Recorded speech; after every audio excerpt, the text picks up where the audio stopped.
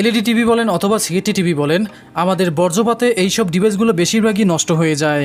মূলত এই ডিভাইসটির সাথে পরিচয় করে দেবো এই আজকের ভিডিওটির পরেই। এটির নাম হলো আমাদের ডিজিটাল টিভি লাইটিং প্রোটেকশন। এটা দিয়ে মূলত আপনাদের এলইডি টিভি এবং সিএটি টিভিতে আপনারা এইটা যদি ডিশের মাধ্যমে কানেক্ট করেন তাহলে বর্জ্যপাতে আর কখনো এই ডিভাইসগুলো নষ্ট হবে না।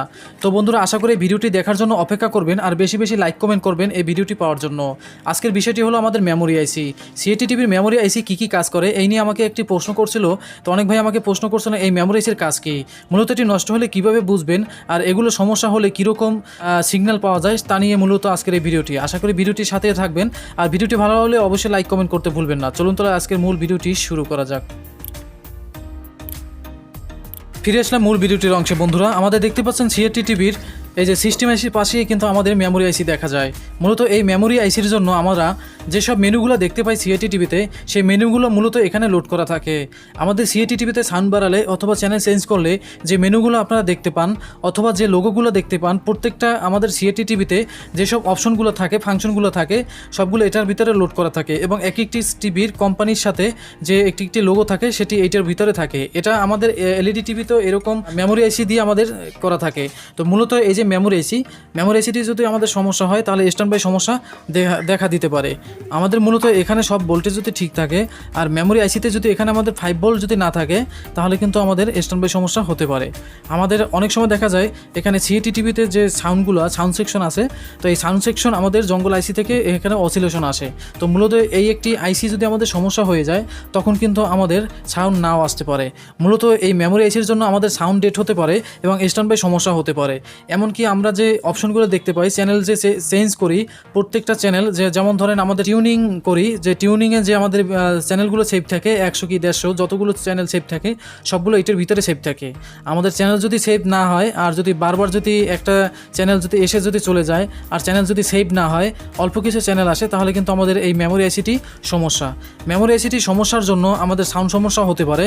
আর এই আইসিটি যদি আমাদের সমস্যা হয়ে যায়, অনেক সময় দেখা যাচ্ছে আমাদের যে মেমোরির যে অপশনগুলো আছে, মেমোরি যে ফাংশনগুলো আছে, এই ফাংশনগুলো কিন্তু আমাদের এটার ভিতরে থাকে। অনেক সময় ফ্যাক্টরি সেটিং, আমরা যে ফ্যাক্টরি সেটিং বলি, অনেক সময় দেখা যায় আমরা সাউন্ড কমাই বাড়াই কিন্তু আসলে সাউন্ড কমে না। আমাদের যদি সাউন্ড 0-তে থাকে এবং যদি 100-তে থাকে আর আমরা যখন সাউন্ড পরিবর্তন করব তখন একই ধরনের সাউন্ড যদি থাকে আর 0-তেও একই ধরনের এবং 50-100-তেও একই ধরনের, তাহলে কিন্তু আমাদের এই যে মেমোরি আইসিটি এটা সমস্যা থাকবে। আমরা যখন দেখব সিএটি টিভি স্ট্যান্ড বাই সমস্যা তখন 8 ভোল্ট আর 5 ভোল্ট আমরা চেক করব। যখন এই 8 ভোল্ট 5 ভোল্ট চেক করব তখনও যদি আমাদের এই স্ট্যান্ড বাই সমস্যাটি থাকে তাহলে এখানে আমাদের 5 ভোল্ট চেক করব মেমোরি আইসিতে। যদি মেমোরি আইসিতে 5 ভোল্ট চেক করলে যদি দেখি যদি আমাদের মেমোরি আইসি 5 ভোল্ট নেই, তাহলে আমাদের স্ট্যান্ড বাই সমস্যা কিন্তু দেখা যাবে। আমাদের এই মেমোরি আইসি এবং সিস্টেম আইসির সাথে সমন্বয়ে কাজ করে এবং এখানে যদি আমাদের অডিও সিগন্যাল যদি না আসে মেমোরি পিন থেকে, তাহলে কিন্তু আমাদের অডিও সিগন্যাল পাওয়া যাবে না। আশা করি বুঝতে পারছেন। আর অনেক সময় দেখা যায় এই অপশনগুলো সাদা হয়ে থাকে। আমরা যে অপশনগুলো দেখতে পাই সিএটি টিভিতে, যে অপশনগুলো দেখতে পাই ফাংশনগুলো, সেগুলো অনেক সময় আমরা দেখি না। তো এগুলো যদি না দেখি তাহলে আমাদের বুঝতে হবে এটার ভিতরে ফাংশন থাকে এবং সফটওয়্যার থাকে, এগুলো মিসিং হয়ে গেছে। তো মূলত এই সফটওয়্যারগুলো এটার ভিতরে লোড করা থাকে। তো এই সফটওয়্যার কীভাবে দিতে হয় এলইডি টিভি নিয়ে আমাদের ভিডিও তৈরি করা আছে, আশা করি আপনারা দেখে আসবেন। তো মেমোরি আইসি অনেকেই আছেন যে মেমোরি আইসি শুধু চেঞ্জ করেন, যে আমাদের স্ট্যান্ড বাই সমস্যা হলেই কিন্তু আমাদের মেমোরি আইসি চেঞ্জ করেন। তো মেমোরি আইসির জন্য বিভিন্ন ধরনের সমস্যা হতে পারে, শুধু একটি সমস্যা না। আশা করি আপনারা বুঝতে পারছেন। আর সংক্ষেপে এই ভিডিওটা আমি দিলাম এই জন্য, কারণ রোবোটিং চ্যানেল নামে একটি ভাই আমাকে কমেন্ট করছে, তার জন্য মূলত আজকের এই ভিডিওটি দিয়েছিলাম। তো এই হলো আমাদের আজকের ধারণার্থী, এগুলো আপনারা দেখে নেবেন।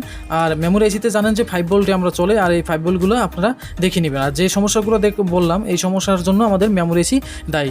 তো বন্ধুরা, এরপরে একটি নতুন ভিডিও আসবে যেটা বলছিলাম।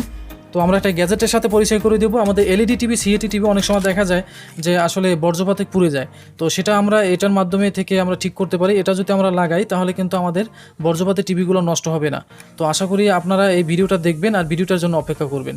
তো বন্ধুরা, আজকে এই পর্যন্ত কষ্ট করে ভিডিওটি দেখার জন্য অসংখ্য ধন্যবাদ। সামনে আরও নতুন নতুন ভিডিও আসতে অবশ্যই আমার চ্যানেলটির পাশে থাকুন।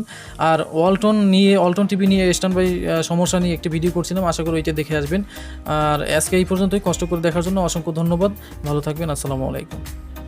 এলইডি টিভি সিএটি টিভির দারুণ সব পর্বগুলো মিস করে থাকলে এক নজরে ঘুরে আসুন আমার এই চ্যানেলটিতে। যদি ভিডিওটি ভালো লাগে অবশ্যই একটি লাইক করুন, সাবস্ক্রাইব করে বেল বাটনটি অন করে আসুন নতুন নতুন ভিডিও পেতে। এই চ্যানেলের নিচে একটি চ্যানেল পাবেন, সেখানে কম্পিউটারে বিভিন্ন ধরনের হার্ডওয়্যার টিপস দেওয়া হয় এই সর্বপ্রথম কোনো বাংলাদেশি মেয়েরা। যদি ভিডিওটি ভালো লাগে অবশ্যই সাবস্ক্রাইব করে আসবেন আর বেল বাটনটি অন করে তো আসবেনই।